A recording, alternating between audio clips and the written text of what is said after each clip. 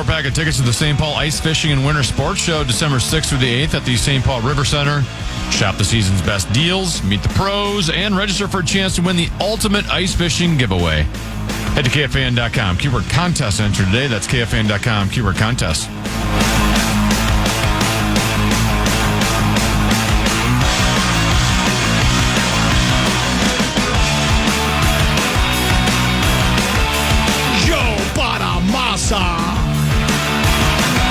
Should be a couple of 13-14 passes. We're hoping the head coach will address the assembled media a little bit later. We'll try to catch some of that for you about 1:15 or so. Rock Talk 1:30. Brian Oak at 2 o'clock, or Mark Rosen at 2 o'clock. Right now, though, it's time for 5, 3, 4.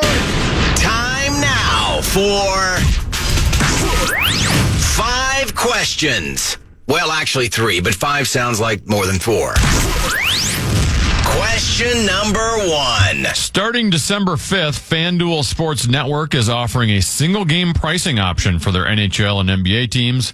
So Wild and Wolves fans can pay $6.99 for a single game without a monthly or annual subscription. Common, you think $6.99 is the right price to purchase a single game, and will many fans purchase it? It's got me to thinking we're overcharging for flop, sweat, and tears. Oh, boy. Well, that's, again, I don't know if you're a...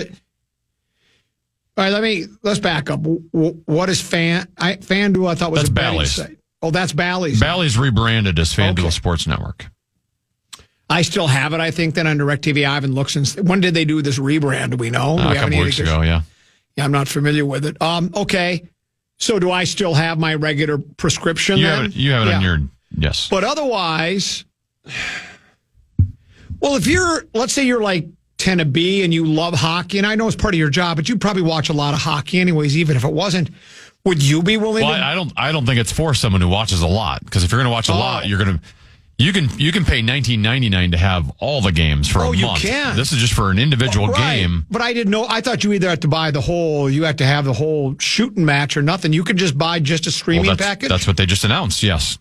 They announced just for single games. No, what I mean, what if I want to watch all their games? Can I pay just $20 a year? $20 a month.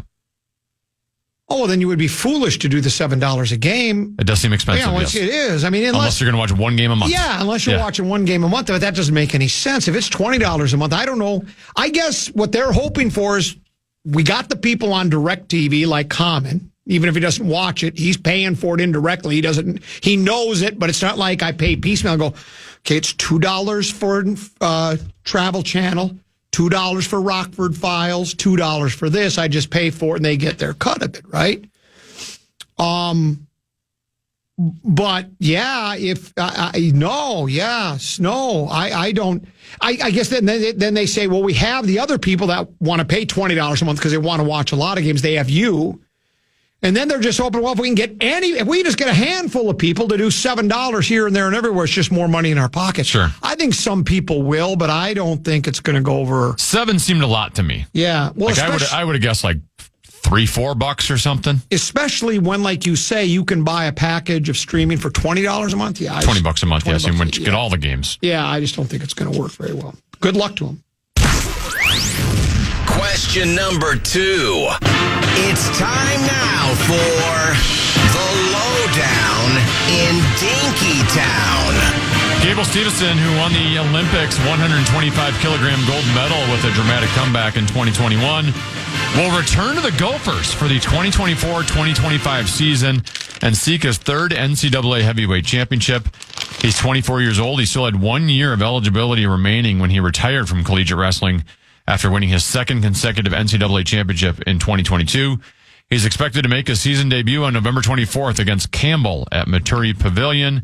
Common, your thoughts on Gable making a comeback? I think it's really because he wanted to further his education. That's why he came back. Does he have to go to some class of some sort? He must, right? I would think. Yeah.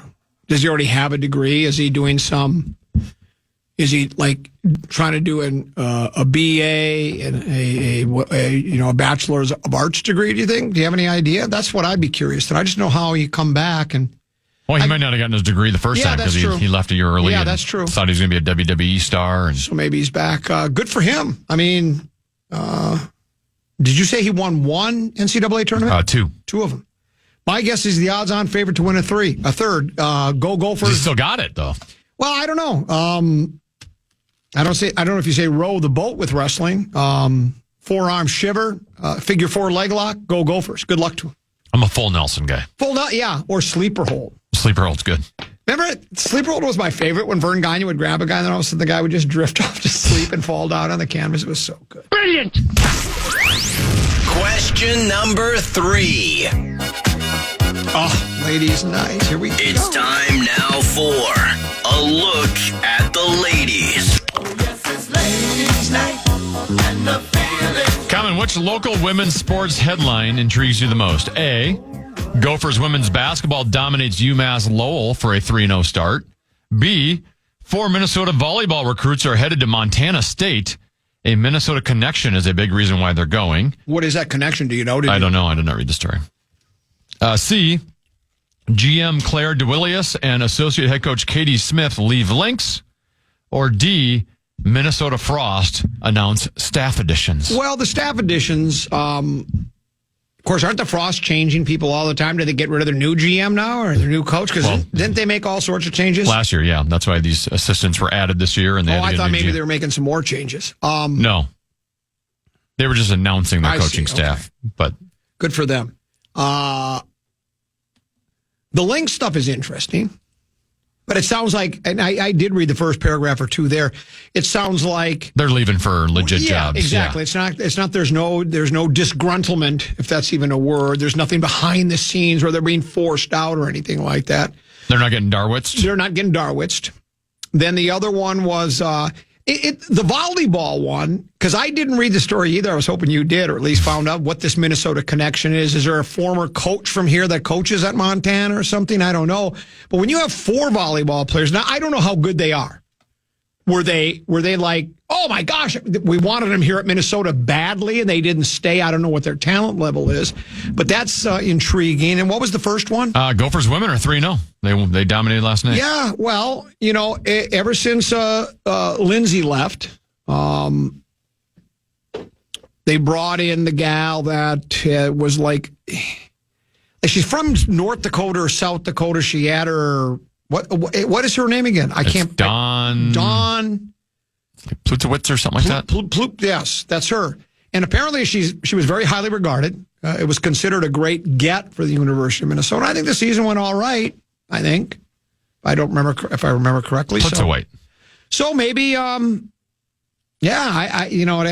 don't know how good their competition's been so far. If it follows in the same vein as the men, it's a lot of, it's Hostess, Cupcake, and Dolly Madison Community College, but win's a win. Good for them, 3-0. We're big supporters of women's sports here on the Common Man program. We'll break. We'll come back. That's 534. We're hoping to have the head coach. He does his Wednesday news conference to the assembled media at TCO. We'll do that. Part of it anyway. Then Oak for Rock Talk at 1:30. Rosen at 2 right now. A keyword from Tenna. Yes, the fan and 2 men in a junk truck want to give you a shot to put a grain in your hand with their national cash contest. Enter the keyword BILLS at KFAN.com now for a shot at winning. That keyword is BILLS. Enter now at KFAN.com.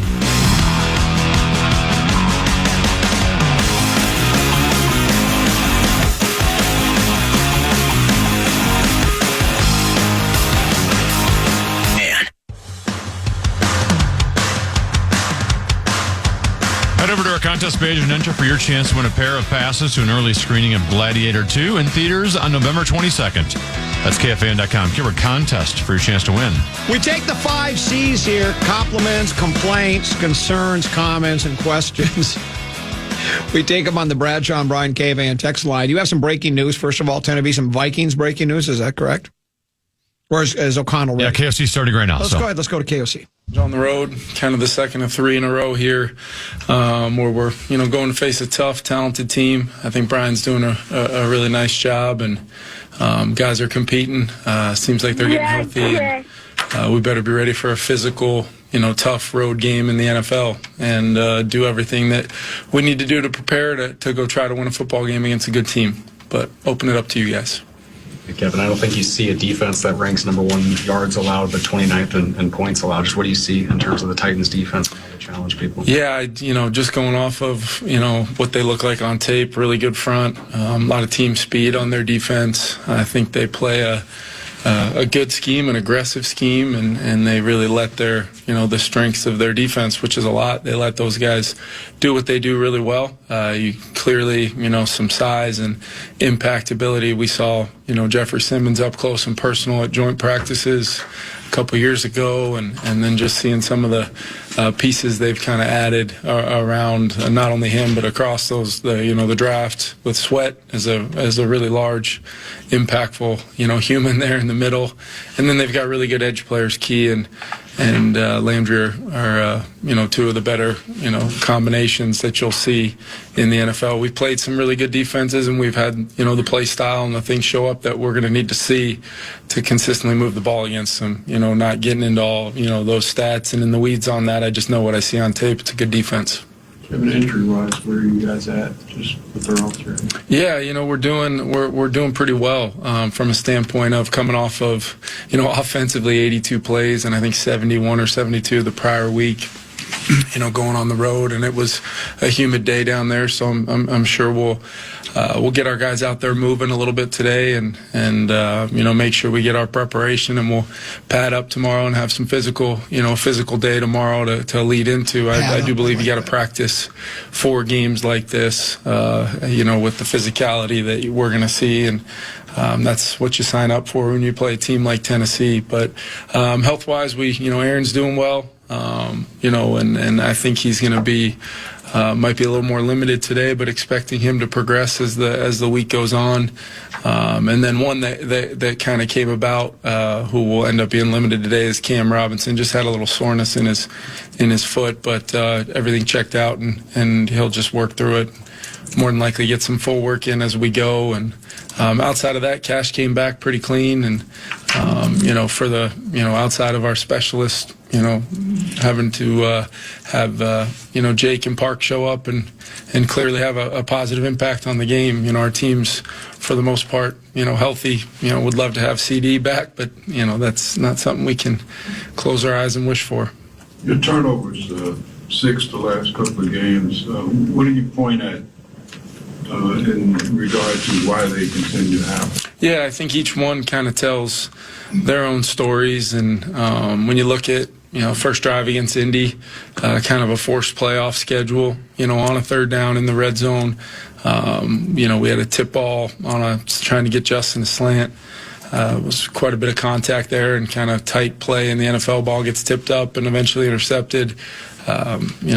What in regards to the red zone turnovers, that's with the type of movement we're getting on the ball, I think we've had 815 plus yards over the 2 games. Time of possession's been heavily in our favor. We're doing a lot of little things that normally lead to having good chances to win, but clearly the turnovers are keeping these games very close, and relying on other aspects of our team to overcome for that. We need to score points. We need to finish these drives, and finishing drives with points is a winning statistic. You'd love to score touchdowns every single time, but what you can't have is turnovers in the opposing team's end where you're limiting your opportunity to add 3-7, 3-7. Those things add up with the way our defense has played the last couple weeks. So we've got to do a better job collectively as a group. Myself, our staff, and then our players, and clearly Sam, from a decision-making standpoint, just trust what's gotten him here, which is throwing the ball at a really high level, making really good decisions, using his athleticism when he needs to. But the layer of just managing the game from a standpoint of play call intent, value received on this decision I'm about to make, and the impact it's going to have on our team, especially on some of those weighty downs where they're direct impact on what your scoreline looks like at the end of the day. So it's a critical point. It's going to be a big part of what it's going to take to win this game versus this team, because tough teams like this, you don't want to give them too many opportunities and take away your scoring opportunities in the process. So definitely something we're focusing on this week and every week. What are the best things that Coach Flores has done week to week to put you guys in position you are defensively, and What are, your opinion now, being around him, the amount of time that you've been around, are the best things that he brings to a program? Yeah, I think schematically, first and foremost, we now have coordinators and systems in place to really play each game as its own, knowing this league is such a matchup league with how you match up with the opponent. You got to put together plans that, although subtle, and you're still keeping, staying true to what you want to be from a system standpoint, you've got to have the subtle nuances, especially in a defense like ours where it is a quote-unquote check defense, and you want to make sure that those parameters are in place to allow our guys to have the advantage when they can, but yet still play fast. And I think that's what has been awesome is this defense in this world we're living in, where he does empower the players. He does, when we've got our full group out there, there's a lot of high-level football going on above the neck, and then the ball gets snapped, and there's high-level football tackling, fundamentals of stopping the run, forcing people into longer third down situations where we can marry up that coverage and rush. That's all driven by flow and the players' ownership of what we're doing. And just being around him, now for a significant period of time, I love getting to, do football with him every single week. We have a lot of conversations as we piece together game plans, even him asking me, questions about, what I see in the other opposing offense, or me asking him about what he sees in the opposing defense, and maybe his history with some players that, on the other side of the ball or vice versa. So it's one of my favorite parts of the job is just spending that time with him, and the dialogue we have has made me a better coach, and I think he's been a great version of himself that we brought here to Minnesota and what I expected, and he's been fantastic for us. Kevin, what did your scouts share with you about Romo when she came back from that Zahner camp, or his combine that he had? Yeah, I don't get a lot of the minute-to-minute updates on some of those camps, but I do remember reading the report of just the, kind of similar in a lot of ways to what it sounded like when I first heard about Will. The way the ball sounds coming off his foot, powerful leg, maybe doesn't present that way always, and I think Will would probably qualify as that as well from a physical standpoint. But when they go to do their jobs, it's an impressive thing to watch the ball come off their feet. And then what I would say is that I remember vividly the first time in the off-season program, right around the time we drafted Will and we could get on the field. Will wasn't here yet, but Park was banging field goals, in between the O&D sessions in phase 2, and he hit one from like 58, 59 yards, and I was probably standing a little too close, and the competitive look on his face basically saying, I know you saw that, now get out of the way type of thing.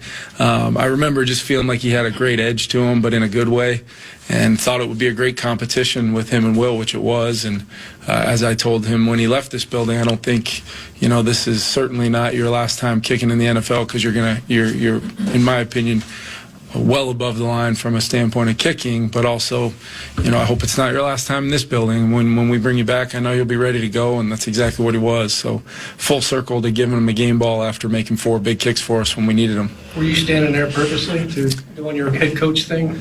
It may have been, it may have been something I thought about, but no, that's not normally how I particularly operate. But, it also could have just be half the time it's like, Happy Gilmore when, the caddy's supposed to help him stay out of the way, and he does not do that. So half the time it's like that, especially when, those times when I'm trying to let coaches coach, and I tend to talk too much when I try to help coach individual drills and things, so I'm trying to stay out of the way for the most part. But I guess he didn't like where I was, and his look said it said everything I needed to hear from him. Just in talking about play style a lot, where does Blake Cashman fit in that? Yeah. We talk about his checks and things like that, but just the nature of how he plays the game, how does that impact the defense? Yeah, I think there's 2 layers to it, right? You've got like this athletic, kind of explosive athlete, run and hit kind of linebacker, but then there's instincts in the pass game. He always seems to be, when he is an underneath cover player, he's always seems to be in the windows and just kind of making things murky for the quarterback. And even on Cam's pick late in the game the other day, he's involved in a game up front with Gernard on the right side there, and just the explosiveness. I showed it to the team a little bit ago, just, on the TV copy, just, taking in the explosiveness of and just the efficiency of the way the two of those guys work together. Essentially Blake ricocheting free, and then JG ended up one-on-one on the back, the way it worked out. Really good, just scheme, but also these explosive players and showing that play style. And that's all it really is how fast can you play, yet still be under control and be where you're supposed to be when you need to be there, and then violently show up at the tackle points, make the plays when they're there to be made. That's everything Cash has been. And we, like you said, we haven't even talked about him from a communication standpoint as the green dot, and just how smooth everything felt, the other day. They weren't on the field a lot, but the 42 snaps they were out there was great dialogue, communication from Flo to Cash to the huddle, and it was really good to see. Straight up. Cash in, cash out, cash in, cash out, cash in, cash out, cash in, cash out, cash out, cash out, cash out. I like when Cash is in, better when Cash is out. Cash in, cash out, cash in, cash out. They didn't mention the breaking news. You say you have breaking news? Yeah, breaking Vikings news. They didn't even talk about it. Vikings, this according to Kevin Seifert, Vikings quarterback J.J. McCarthy had a second surgery on his right knee this week to address swelling that developed after an uptick in rehab activity, per source. As part of the procedure, he was given a biologic injection. No changes to recovery timetable. Yikes. I wonder what that means. That's not good. Should we get Sheldon on? Do we know? Do we have any indication? Do we know? Do we have any indication? Should we get Sheldon on to talk about it? Maybe Rosen could look at close circuit to Mark Rosen. I'm sure he already knew the news. He'd heard. Maybe he could get a hold of Sheldon for us and see it's his regular doctor, and he could have Sheldon tell us what this is all about. This isn't AI-generated music. This is Minnesota Wild-generated music. It's Wild Today with Teddy B. Yeah, this is Wild Today, brought to you by Jim Beam, the official bourbon of the Minnesota Wild. Wild back at practice today after having 2 days off. Defenseman Damon Hunt was recalled by the Wild yesterday, as was Mikey Milne, forward. He was recalled today from Iowa. Jonas Brodin did not practice today. He got hurt in Chicago. Marcus Johansson didn't practice because he was sick. Zach Bogosian did not practice due to a personal reason. Head coach John Hines says he expects Johansson and Bogosian to play. Brodin is questionable tomorrow night when the Wild host the Montreal Canadiens at XL Energy Center. By the way, Philip Gustafson will get the start in net for the Wild. Wild versus Canadiens tomorrow night at 7. You'll hear that game right here on The Fan. That was Wild Today, brought to you by Jim Beam, a crowd pleaser since 1795.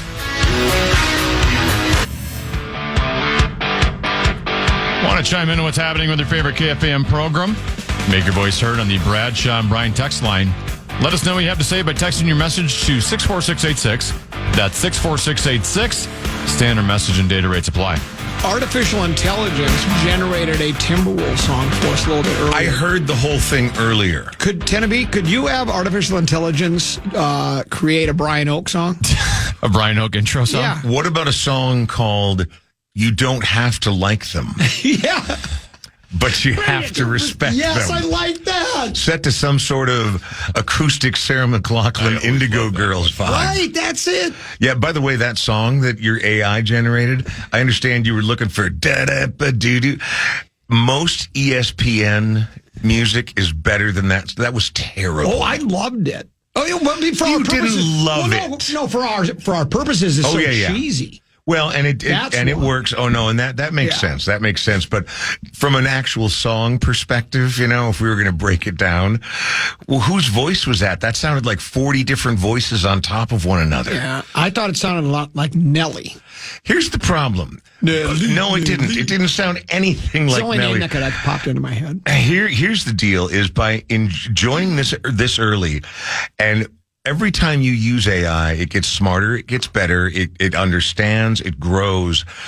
Before you or I slough off this mortal coil, we won't say that again. Slough off this what? Slough off this mortal coil. I've never heard that. I like that. Can I use that? I think it's Shakespeare or something. I'm quoting somebody. I did not invent that. It's somebody famous or dark or weird. Anyway, before you or I die, AI will become indistinguishable, whether we're talking about audio or video or still pictures or, I don't know, man. The applications, again, we We are not out of our baby walker yet when it comes to AI. Even your handheld computer, which doubles as a communication device. I've got one right here. Has a camera now that can do. I mean, you can change the lighting, and I mean, I've seen the one. I've never done this on mine, but let's say they'll show the commercial on TV. I think it might be. I don't know if it's Apple or Samsung, or I don't even know who the commercial's for. They'll have like a picture taken, and there'll be like a trash can in the background. Poke of a button, the trash can just disappears. Yeah. They have another one where they have this person jumping up in the air. Mm-hmm. Then they have them raise up like about 30 or 40 more feet. They can do anything. You can do anything. And that stuff's been around for a minute. Yeah. AI is a totally different animal, man. AI it's messing with it. And did I hear there's an AI song nominated for a Grammy this year? That could very well be. I didn't do enough looking on that before I got here, but speaking of the Grammys, let's speak of the Grammys. The 67th Grammy Award nominations have been announced. Beyonce, as I used to call her until I realized it was Beyonce. You never called her Beyonce. Yeah, I did just for a bit. I was just checking. She led the nominations with 11 in total for her country and western album called Cowboy Carter. Yeah! I'm going to tell you right now, I work at a record store part-time, and it is one of several records, including a couple others on this list, we cannot keep in stock. People come up on their horse and they put the album in their saddlebag. So to me, it's the other way around. So all these, bro country kids who grew up with a little bit of hip hop in their back pocket, all this sort of newer country that's got the hip hop beats and the hip hop flow to it, it's exceptionally popular. Well, she's like, I can run the world. I've done everything. What else could I possibly do? And let's be honest, when you talk about all the breakthroughs and crossovers right now, country's hot. So it made perfect sense for her to do it. But then to release it, at least if you're a vinyl buyer, on several different, very exceptional album covers. You release 3 different versions that each go for $49.98, and it's not a bad way. But apparently, I haven't spent much time with it because I was never a big Beyonce guy, more of a Destiny's Child guy myself. You up? But and the country, I've listened to it through, I think, once. You're familiar with a lyric from a song called "The Day the Music Died"?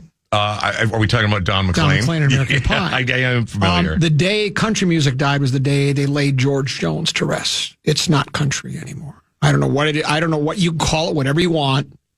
I call it the new rock and roll. Bro country is now what rock and roll used to be. But you got to remember, when George Jones went to the great.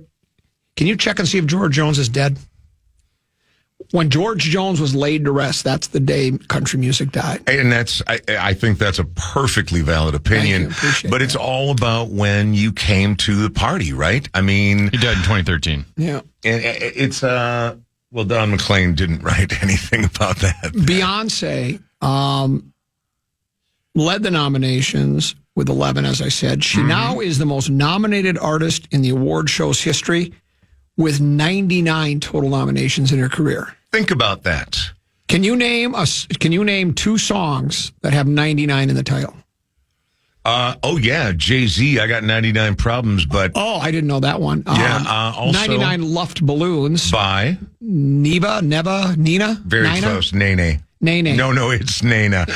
German artist. It was very much during the Cold War, and it was an anti-nuke song. And Toto did a song called 99. Did they? And did you know that you're familiar with the television show Get Smart? Age at 99. Well, of course, but that's not really a song with 99 but I still in it. wanted to throw it in there. All this is. By the way, Don Adams, if people haven't watched that, you don't have to like it. I didn't say that. I'm saying it's outright brilliant. The end. You do have to like it. Beyonce is one of 5 artists who are nominated in all 3 of the show's top general categories: Record of the Year, Song of the Year, Album of the Year. The other music stars to be nominated in each of those categories: Taylor Swift, Billie Eilish, Chappell Roan, and Sabrina Carpenter. Roan and Carpenter were also nominated in the Best New Artist category, putting them in 4 general categories. Here's what I'm going to say to you. I'm going to make a prediction. Yep. They will not join the only 2 people to ever win all 4 of those awards. Those were Billie Eilish and Christopher Cross there's no way one of those newcomers is going to get all 4. Are they? I just can't see it when you've got I would Beyonce. like to agree. And no, and that's the problem. It's a very, very crowded field this year of really well-known heavy hitters, like the heaviest hitters. I love that it's all female. The thing is, they call it the Big Three because so many giant names are nominated for the Big Three. But it really is the Big Four because so many newcomers come on, and well, not so many, as you mentioned, Christopher Cross, which I wish we could play. Why don't you do an AI version of Sailing? Yeah. Mixed with Island Girl. Island Girl. Exactly. Here's the thing, man. And again, it's a very small sample size for me, right? But when I turn on the internet, when I look at social media, working at the record store, Chappell Roan and Sabrina Carpenter are 2 of the heaviest sellers and have been since they first came out. I'd be very surprised if it was Sabrina Carpenter. This year has got Chappell Roan written all over it. If the next few months continue anything... Well, I think did you state that you like her a lot? Is this kind of biased on your opinion, or do you just think... No. This is... I didn't even bother listening until we couldn't keep a record in the store. Oh, I see, okay. And then so I was like, well, I should probably see what's going on here, pay some attention to pop culture. And Chappell Roan is, another one of those like Noah Khan that came out of nowhere and is selling out stadiums. And I haven't seen, although Sabrina is very, very popular, Billie Eilish and Taylor have both been there. I don't know if people have Taylor fatigue or not, because they might not. And it might still be, a Taylor day. But, if anybody was going to sweep the top 4, it's Chappell Roan. But given how crowded that field is and how talented, I don't see it happening. Song of the Year is a number of artists, including my favorite, Shabuzi. This is where I start to get a little lost in the weeds. I think you and I are slowly aging out of doing this kind of review. You say your favorite artist is Shabuzi. I just like saying Shabuzi. Well, you know exactly, that, right? Exactly. I just like saying Shabuzi. I don't know who Shabuzi is. You could actually be Shabuzi, and I wouldn't know. You could say, not only my alter ego... I'm Brian Oak. My alter ego is I'm Shabuzi. I would have to take your word for it because I wouldn't be able to tell you if you were or not. Sadly, my alter ego is already Banksy, so Okay. I'm Banksy. So I don't have any room for Well, Shabuzi. I can't show up at the Grammys looking like this. Here's what's interesting though to me. When you look at Song of the Year, it lists the song and then how many people were helping to write it. There's only one person that wrote their own song start to finish. That at least that's credited with it. And that would be, hold on, I just saw it. Song of the Year? Or is it Record of the Year? No, Song of the Year. Okay. Not Like Us. Kendrick Lamar, songwriter, Kendrick Lamar. Great song. And I wholeheartedly agree with you, Tenna. And I mean, Kendrick Lamar is, I wouldn't say just one of the best hip hop artists in the last 10 or 15 years. He's one of the best ones ever. He can bring a level of joy, and he can also bring a level of shattering accusation that is entirely accurate. Does that sound reasonable to you, Who Ten? do you think is a more... The line about the A minor might be one of the best lines ever delivered in hip hop. He's just so good. Who do you think is a more successful Lamar? Kendrick Lamar, Lamar Jackson? Can it be?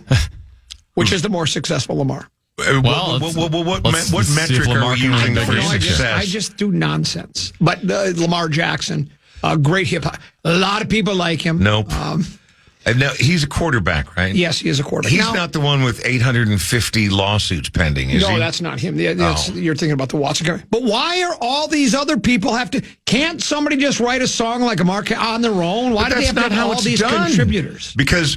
In its death throes, Paul Simon wrote his songs. Okay, Bob Dylan wrote his songs. It was a different time. In its death throes, like many other industries, the people at the top are panicking. So what they do is they try to seize control. We're hooking you up with this producer. You're going to go away on a 2-week retreat with these 2 songwriters. Ugh. You're going to come back. Do they have to ride together on this retreat? I don't. That's a lot of uncomfortable silence. I imagine there's a lot of uncomfortable silence in the studio. Lennon and McCartney actually wrote their own songs. They all credited the two I understand of them. Now, that. speaking of that, do you think there's any chance at all that the Beatles win Record of the Year. They're nominated for Now and Then. That was when they... That's the AI one? Yeah, that's where they went back and put together. They took some bits and pieces of things that had been done before. I don't know if this is one... I know that the Beatles have done this before, where Ringo and Paul will come back and add a little of this, a little of that. There's no way that song wins, though, right? There's not a chance. It would be cool from my standpoint. You say that, but it depends on, I mean, one of the things about the Grammys that people have hated forever, like the Rock and Roll Hall of Fame, is that there's a bunch of old, bald white dudes with long white-haired ponytails, and it depends on how many of them are left. There's nothing wrong with recognizing the Beatles, but in a day and age, I mean... To me, that's nothing more than a novelty. Even though it's the Beatles, it's cool, it's AI. This is a way to explore that, and I'm glad it got some attention. It should not. Is it up for what, Song of the Year? Yeah. No. It was no. I say no, I tell you. You think they might do it, though, just because it would be history kind of a thing? Yes, Let's of give course. it to the Beatles, because 2 of them are dead, 2 are near death. And they haven't recorded a song together since 1970. Yeah, and exactly. And so how are they up for a Grammy for Song of the Year? I don't know. Yeah, no, I'm not down with this. Am I the only one who's seen The Matrix? Best dance electronic music album, we need Paul Charchian for that, right? Because that's his favorite kind of music. He likes... Yeah, the new stuff I don't know very well. Electronic music, yeah. With no harmonica. With no harmonica. Did you know he once said... I do. There has never been a good song with a harmonica in it. That's what he said. I'm watching his dogs this weekend. Do you have a bag of dope? What? Like when Max did when he took care of John Bonus's dog? And no. John Bonus's dog got into the dope. Yeah. See, no, man. We live in a simpler time. It comes in different forms. I do have Oak's AI song, by the way. Is there? Well, let's play it then. So basically, in the song description, I just wrote, acoustic song about a music critic expert named Brian Oak titled, "You don't have to like it, but you have to respect it." And here's what they... oh, my God. This could be some... Hey there, Brian, here's a note. Your sharp words cut deep, they poke. But every song's a journey, man. Even if you don't clap your hands. Perfection's not the aim, you know. This sounds like Ed Sheeran. It's raw and real, I let it show. Take my flaws and point them out. Music drives on pure self-doubt. Perfection's not the aim, you know. It's raw and real, I let it show. Critique my flaws and point them out. The music thrives on pure self-doubt. You don't have to like it, no you don't. You have to respect it, that's the front. Every note and line I weave is a part of me that won't deceive. In your tower, high and tall, you cast your judgment, let it fall. God, this is you. But no, it's not me. They carry dreams in between your critical scenes. You don't have to like it, no you don't. No, you don't. But you have to respect it, that's the front. Every note and line I weave is a part of me that won't deceive. Here's to you and all you say, I'll keep strumming anyway. 'Cause even if you never cheer, I find my heart in every year. This can't win the Grammy for Song of the Year this year, but for next year it might be a nominee. I'm gonna say, man, that is Here's the end. Just play the chorus again. I let it show. Wow. I take my flaws and point them out. Music drives on pure self-doubt. You don't have to like it, no you don't. You don't. You gotta You have to respect it, that's the front. Every note and line I weave is a part of me that won't deceive. Here's to you and all you say, I'll keep strumming anyway. 'Cause even if you never cheer, I find my heart in every year. It's a combination. Jim Croce, Harry Chapin, and Ed Sheeran. So here's to you and all you say, I'll keep strumming anyway. 'Cause even if you never cheer, I find my heart in every year. That is terrifying. How did they do that so quickly? That's what I was going to ask. Tenna, what's the turnaround on that? A couple minutes. Yeah, it takes a little while to load. Huh. And that's just they pick the style of music. They got the words to it. The lyrics is all But they already got the style down, man. Like that my years at Cities, many I wish at the bands very end you sounded could like have that. went, Cities 97. You could do your Cities 97 thing after the end of that song. Now that I no longer work here, do I still have to do the point one? No. Good. Uniquely? Oh. In any event. Ubiquitously. I can't even say the word. Ubiquitously. How about that? That was that was well done, I thought. Unfortunately, it picked me out as the antagonist. Like I was the one who was doing the disrespecting. Yeah. And then it was lecturing me about my own phrase about not needing to like it, but you have to respect it. So I didn't really like the POV on that one.